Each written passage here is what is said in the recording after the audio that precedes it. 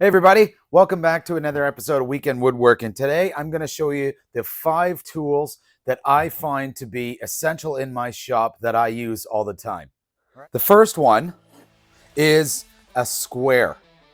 Now this here is so important in the shop in order to make sure that whenever we're making a cut, we're getting a straight 90-degree cut.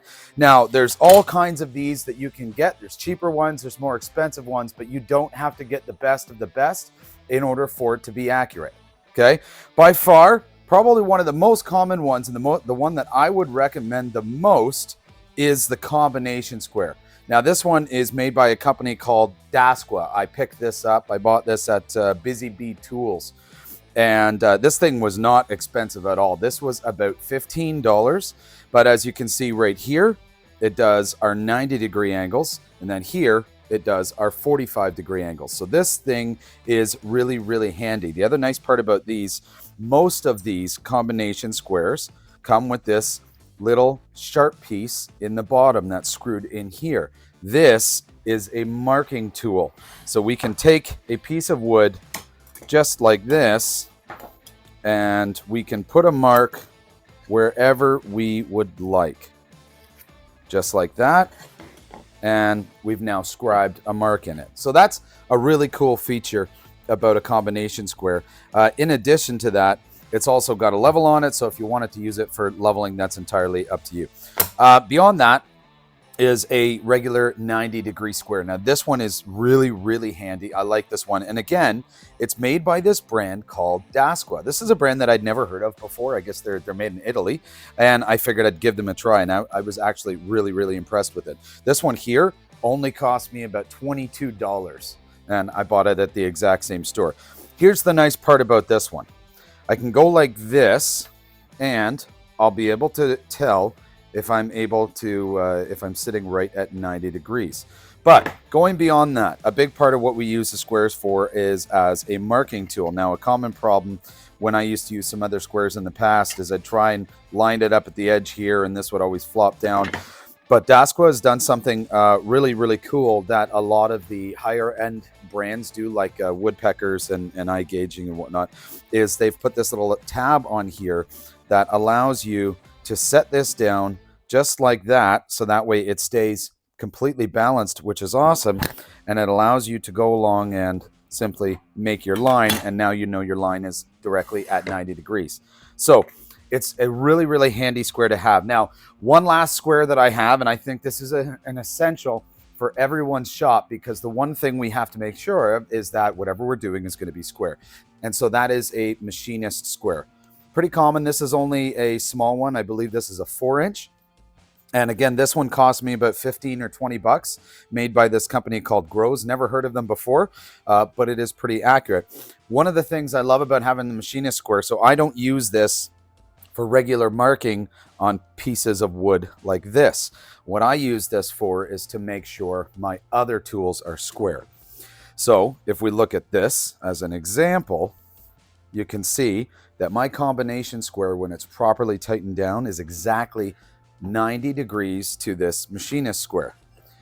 Also, this square here, I'll use this and do the exact same thing. So when I bought these cheaper squares made by Dasqua, this is the first thing that I did with my machinist square. I mean, look at that. You can't get any more square than that, which is awesome. So machinist square, another essential one.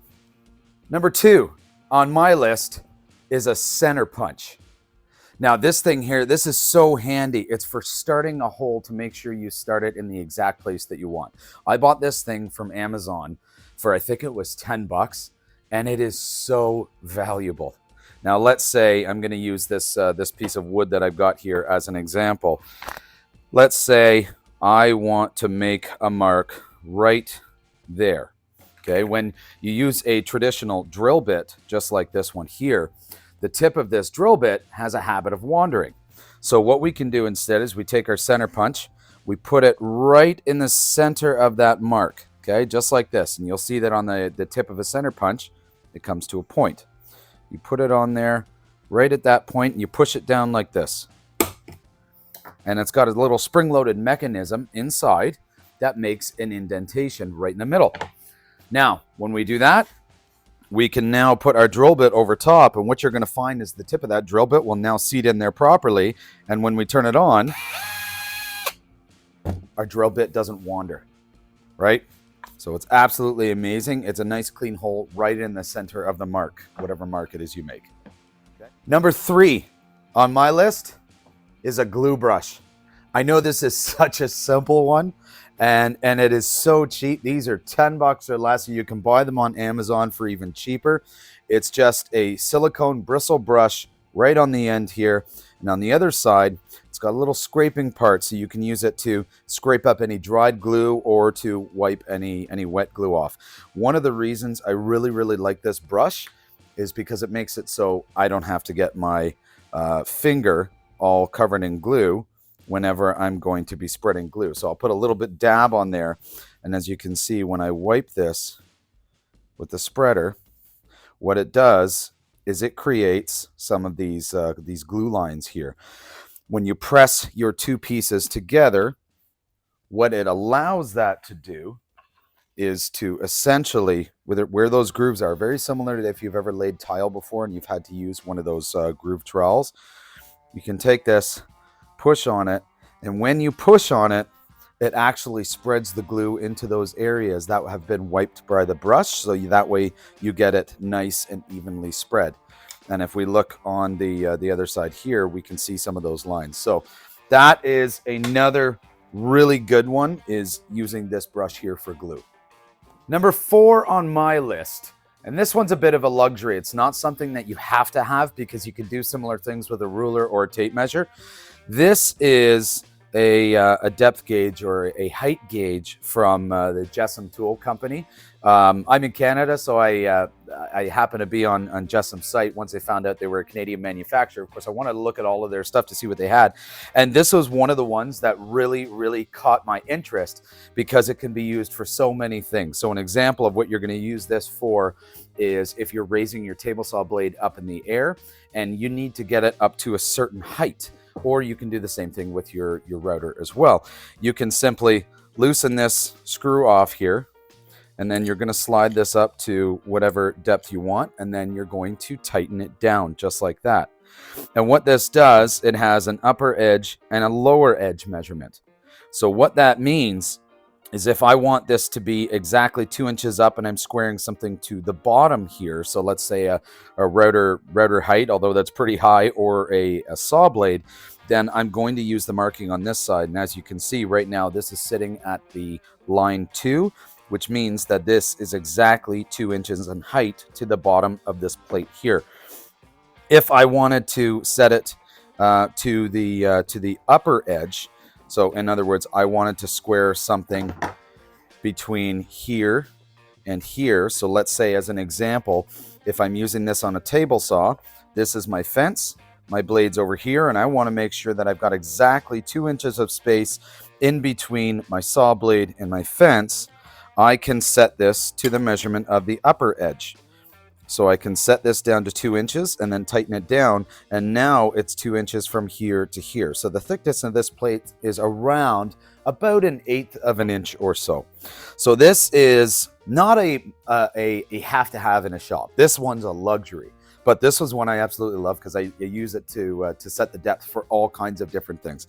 If I'm doing small cuts, I'll definitely use it for my table saw fence, but I use this all the time for the height of my table saw blade and the height of the cutters on my router blades. So for me, definitely an essential shop tool to have. Now, the only downfall to Jessem tools, if you've ever looked at them before, is they are pricey. This one here came in at, I think, about $140 when I bought it. So that's not for everybody. Fortunately, Jessem Tools has started coming out with other versions of these that are made of stainless steel, and they're actually a lot cheaper. If I remember correctly, you can buy this for in and around the $80 to $90 mark, or maybe a little bit less, and sometimes they have sales on. That one, it does the exact same thing as this. It's just set up a little bit different. But one of the characteristics of a lot of Jessem stuff is it's got all of these positive stops here where these measurements are going to actually sit in place. So by loosening this, it relieves pressure on the back side here and allows us to slide it down. It can be a little bit finicky, but still worth it. Then we push it in and tighten it down, and we are good. We are solid. It is not going anywhere. So definitely a really neat tool to have. Now, tool number 5. This is one that I use all the time for a type of joinery. So when we think of joinery, we've got different kinds. When we use pieces to adapt in between different joints. We've got biscuit joints that are primarily used just for lining up. They have a little bit of strength, but not a lot. We've all probably heard, of course, of the domino joiner, which even I would love to have one of those, but the price tag is so high for me, it's just not worth it. And then we have dowel joints. And so dowel joints, you can do a bunch of different ways. There are small manual systems that you can get that have drill bit guides, or they have points on them that you push into a hole and make an impression on the other side, so that way you can line them up. But one of my preferences was this Jessem dowel jig. And I know I'm kind of pushing Jessem a lot here. I bought all these things myself, but it's just honestly a really neat tool. This one here was a little bit more on the pricey side, but again, with this, they've come out with a smaller, cheaper stainless steel version. It does the exact same thing, but the price point is much lower. If I remember correctly, it's almost half the price point of what this one is. So this one, I've got it set up right now to drill holes for 3/8 inch dowels.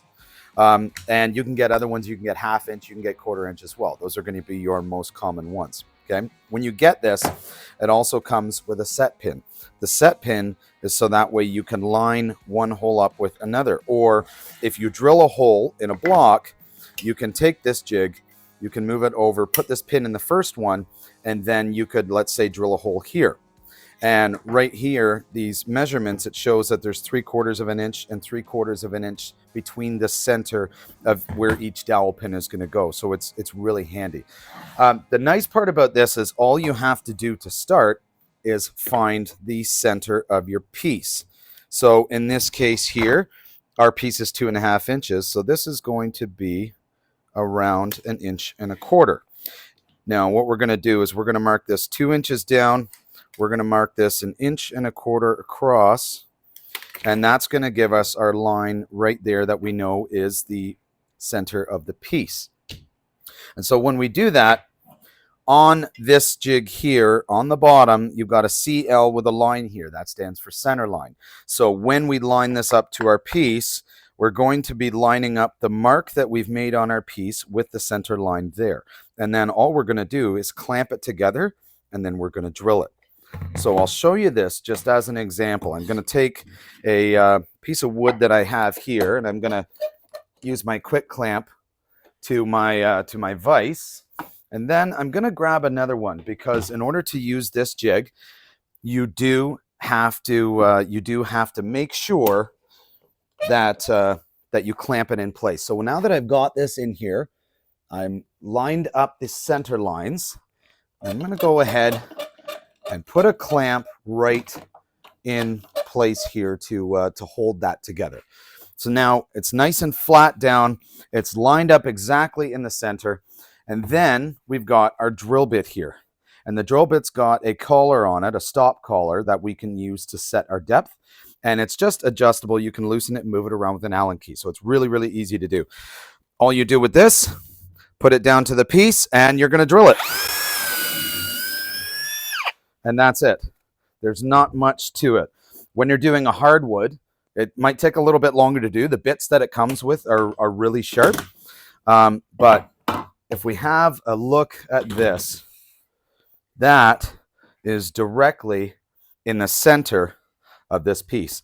And now all we'd have to do is to take our dowel in order to do a test fit. And we're going to put our dowel in there. And there we are.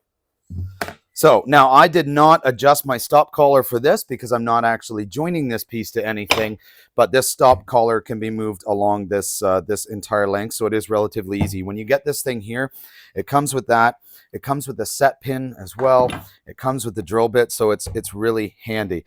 The one thing I will say about when you're using a jig like this, if we want to make sure that we're going to line up the pieces so that way they're flush, then we need to make sure that if we're drilling holes into two pieces, that we drill the holes with this fence on the same sides of the board that are going to be joined together.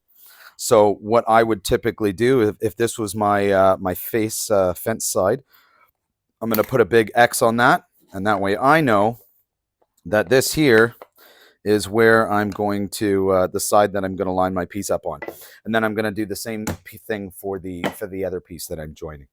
All right, so those are 5 of my favorite tools that I use in my shop all the time. What you use might be completely different. But what I will do with these tools is I'll put a link down in this description to where I bought these tools from. So that way, if you want to go and have a look at them, you can. If you got any comments or any preferences on these, I know there's many different dowel jigs. There's Dowel Max. There's I think there's a Miles Craft one. There's quite a few other ones. So really the options for a dowel jig are endless. This one just happens to be my preference because it's solid. It's got those positive stops that Jessem does. So a lot of good characteristics to it. So I'll put links in the description for all of these tools that I've gone over, and let me know in the comments what you think about these tools or what your opinions are. Not everybody likes all of these ones. And, you know, sometimes some of these tools are a little bit overkill, and that's okay. If you've got the money to get them, then go for it. If you don't have the money to get tools like this that may be considered high-end, there's nothing wrong with using other ones as well. All right? Thanks for watching my video today. And do me a favor, hit the like button on this video and subscribe to our channel. Helps our channel out a lot. And don't forget to click that notification bell. That way you can get notified as soon as other videos are uploaded to the channel for you to watch. And as always, feel free to leave something in the comments if you've got ideas for other videos or other things that you want to see, build projects, tool reviews, whatever it is, doesn't matter. All right, do me a favor, leave those in the comments, and we'll see you next.